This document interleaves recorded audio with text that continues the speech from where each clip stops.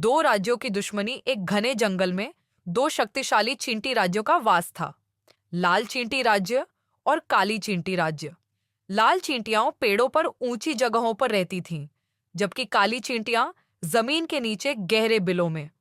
वर्षों से इन दोनों राज्यों के बीच भोजन और इलाके को लेकर संघर्ष चलता आ रहा था, लेकिन इस बार बात इतनी बढ़ गई थी कि युद्ध के अलावा कोई विकल्प नहीं बचा। गर्मियों का मौसम था।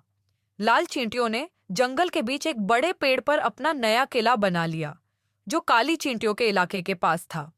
इसे अपनी जमीन पर कब्जा मानते हुए काली चींटियों की रानी कालिका ने युद्ध का ऐलान कर दिया। उधर लाल चींटी राज्य के सेनापति अग्नि ने भी अपनी सेना को तैयार रहने का आदेश दिया। युद्ध से पहले दोनों राज्यों ने अपनी अपनी सेनाओं को मजबूत करने के लिए जासूसी करना शुरू किया।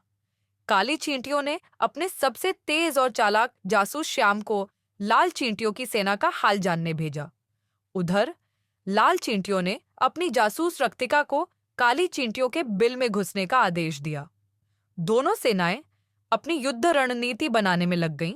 अगली सुबह सूरज उगते ही युद्ध का बिगुल बज उठा।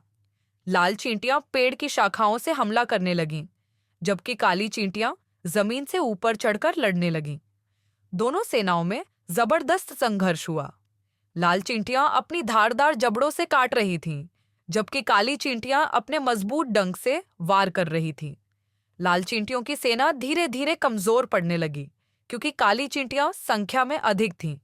तभी सेनापति अग्नि ने अपनी विशेष टुकड़ी को इकट्ठा किया और पीछे से हमला करवाया।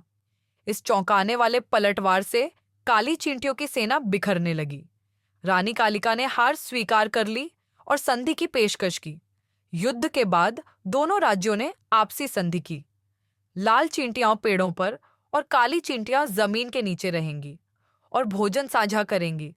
इस संधि के बाद जंगल में शांति स्थापित हो गई और दोनों राज्यों ने मिलकर अपने भविष्य को सुरक्षित बनाया।